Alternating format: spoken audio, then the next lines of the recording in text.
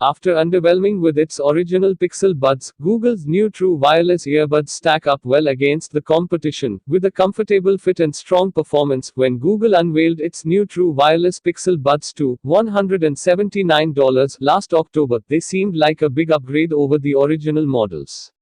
The Pixel Buds, which debuted in 2017, had a cord between them and earned decidedly mixed reviews thanks to their loopy Mentos-esque design and middling sound. But at the 2019 launch event for the new Buds, the prototype models weren't working, so I was left wondering how they sounded and performed. Several months on, I've gotten my hands on a pair and can solve the mystery. They sound quite good, perform well, and are worthy contenders in the premium True Wireless earbuds arena, particularly for Android users. They officially hit stores on Monday in white, black, mint, and orange colors. Will arrive later. UK and Australian prices are not yet available, but $179 converts to about £145 or 275 Australian dollars. Yes, the wearable Mentos look has returned, but I like the way the stabilizing fin, Google calls it an arc, has been integrated into the design. With a little clockwise turn, the buds, 5.3 grams or 0.19 ounces each, twist securely in place, barely sticking out from my ears. While the original Pixel Buds had an open design like the standard AirPods, these have a noise-isolating design, which means the ear tips get jammed into your ears, sealing them off to the outside world. It's important to get a tight seal to maximize sound quality. You do get decent passive noise muffling, but these don't offer active noise cancelling like the AirPods Pro, Sony WF-100XM3, Sennheiser Momentum True Wireless 2, and an increasing number of True Wireless earbuds. Some of the Pixel Buds' closest competitors would be the Galaxy Buds Plus $150 and the Jabra Elite 75T $180. I did find those two models slightly more comfortable to wear over longer listening sessions, and how you ultimately feel about the fit will depend on the shape of your ear. But the new Pixel Buds should fit most ears well. Aside from their improved design and fit over the original Pixel Buds, a few things stand out. First, the 56.1-gram wireless charging case with USB-C charging port is really nice. It's compact, feels solid in your hand, and has a smooth matte finish. I liked it better than the AirPods case, and it feels more premium than Galaxy Buds Plus case. Also, the buds are easy to get in and out of it, adhering magnetically to their charging contacts. These are also the first Google Assistant, Hotword-enabled earbuds. If you have an Android device running Android 6.0 or better, you can simply say, "Hey, Google," or "OK, Google," and Google Assistant is ready to respond to your voice commands.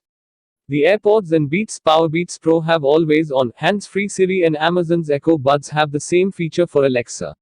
With new audio systems on a chip from Qualcomm, hands-free access to virtual assistants will come to more True Wireless earbuds later this year, but for now it's pretty unusual. It worked quite well with the Google Pixel 4 XL I was using for this review, with Google Assistant responding quickly to my voice commands. You can also access Assistant by tapping and holding the right or left earbud. After making its debut in the original Pixel Buds, the Google Translate feature returns with the Pixel Buds 2. Again, this is an Android-only feature. You just tell Google Assistant to help you speak whatever language you want, with more than 40 languages supported. You tap and hold either earbud and start speaking in the language listed under the headset icon. Your phone then translates and reads out loud what you said into your selected language. Just before the person you're talking to speaks, tap the right microphone in Google Translate and their response will be translated into your language and played back through the Pixel Buds. It works surprisingly well. It works surprisingly well, particularly in quieter environments, though the person you're talking to has to listen to your translated language through your phone's speakers, which have their volume limitations. While I thought the Pixel Buds 2 sound quality was quite good, more on that in a minute, they performed really well as a headset for making calls. I'm currently not in New York, where I usually test out call quality, but I made some calls and played New York City street noise via YouTube in the background as I conversed. I put the volume pretty far up on a set of small speakers, and callers were impressed by how little noise they heard around me, though some leaked in when I talked. Google says that two beamforming mucks focus on your voice, while voice accelerometers detect jaw movement to know when you're talking. The noise reduction is quite effective. The Pixel Buds 2 are right there with the best earbuds for making calls. There's an app for non-Pixel Android devices. With Pixel phones it's integrated into the system, but no app for iOS devices, which is too bad. You can still use these with iPhones and Macs like standard Bluetooth headphones, but you lose extra features like the always-on Google Assistant. As I said, there's no noise cancelling. Instead, there's an adaptive sound mode that automatically adjusts the volume to the environment you're in. I didn't see a transparency mode, but there's some venting in the earbuds that keeps you from feeling too occluded and allows you to hear your voice in the buds when you're making a phone call. Google calls it a spatial vent for in-ear pressure reduction and spatial awareness. It's not a full-on side tone feature, though. I'd call it side tone light. Note that a little sound does leak out of the buds when you really crank your tunes, so you probably don't want to play these at high volumes in a quiet room with people sitting nearby.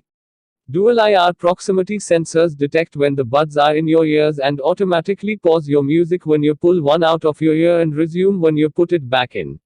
You can also use one bud independently of the other if you want to go the single bud route for calls. And it's also worth noting that I paired the buds to multiple devices, but I had to manually select the previous device from its Bluetooth menu if I wanted to go back to it. Google says the Pixel Buds 2 will store pairings with up to 6 devices. There's a pairing button on the case, as there is with the AirPods. There's an app for non-Pixel Android devices. With Pixel phones it's integrated into the system, but no app for iOS devices, which is too bad. You can still use these with iPhones and Macs like standard Bluetooth headphones, but you lose extra features like the always-on Google Assistant. As I said, there's no noise cancelling. Instead, there's an adaptive sound mode that automatically adjusts the volume to the environment you're in. I didn't see a transparency mode, but there's some venting in the earbuds that keeps you from feeling too occluded and allows you to hear your voice in the buds when you're making a phone call. Google calls it a spatial vent for in-ear pressure reduction and spatial awareness. It's not a full-on side tone feature, though. I'd call it side tone light. Note that a little sound does leak out of the buds when you really crank your tunes, so you probably don't want to play these at high volumes in a quiet room with people sitting nearby. Dual IR proximity sensors detect when the buds are in your ears and automatically pause your music when you pull one out of your ear and resume when you put it back in. You can also use one bud independently of the other if you want to go the single bud route for calls. And it's also worth noting that I paired the buds to multiple devices, but I had to manually select the previous device from its Bluetooth menu if I wanted to go back to it. Google says the Pixel Buds 2 will store pair. Google says the Pixel Buds 2 will store pairings with up to 6 devices. There's a pairing button on the case, as there is with the AirPods. Like the AirPods Pro and Galaxy Buds Plus, these have an IPX4 water resistance rating, which means they're splash-proof and sweat-resistant. I ran with them without a problem and I thought the touch controls were responsive and worked very well.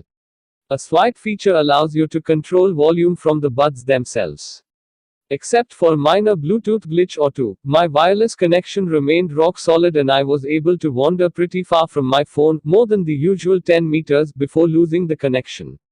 The buds use Bluetooth 5.0, and I didn't notice any audio lag when watching videos from streaming services like YouTube and Netflix. Battery life is similar to that of the AirPods and AirPods Pro, 5 hours plus an additional 19 hours from the case. A 10-minute charge in the case gives you 2 hours of battery life, Google says. The Galaxy Buds Plus can deliver up to 11 hours at moderate volume levels. It's unclear how much the impact the always-on Google Assistant has on battery life, however. These have custom-designed 12mm dynamic drivers, and, as I said, they sound very good for true wireless with well-defined bass and good clarity. They're right there with the Galaxy Buds Plus and Jabra Elite 75T with about the same bass performance, or it may be a touch less plump, depending on the seal you get from the included ear tips, which come in 3 sizes. The AirPods Pro sound slightly more open, but the Pixel Buds 2 are a little more detailed. I didn't see any way to adjust the bass and treble levels in the settings on the Pixel 4 or in the Android app. For sound, these don't rise to the level of the top-sounding true wireless earbuds, which include the Sony WF-100XM3 and Sennheiser Momentum True Wireless 2. That said, both of those are more expensive, particularly the $300 Sennheiser, which delivers richer, more refined sound with a bigger soundstage. For example, listening to Red Haas's self-titled track with the Sennheiser, the bass goes deeper and there's a little more sparkle in the treble. The sound from Momentum True Wireless 2 just feels bigger and more immersive. For better or worse, when it comes to sound, sometimes it helps to compare a headphone to the top models to hear what you're missing. But if you were just using the Pixel Buds 2 without listening to anything else, most people would be quite pleased with the sound. In the end, Google finally has a set of wireless earbuds that are worthy contenders. They're a little more expensive than the Samsung Galaxy Buds Plus, which are probably the better value. They get discounted $10 or $20 on occasion, but the Pixel Buds 2 are a solid all-around package with some distinguishing features and excellent call quality.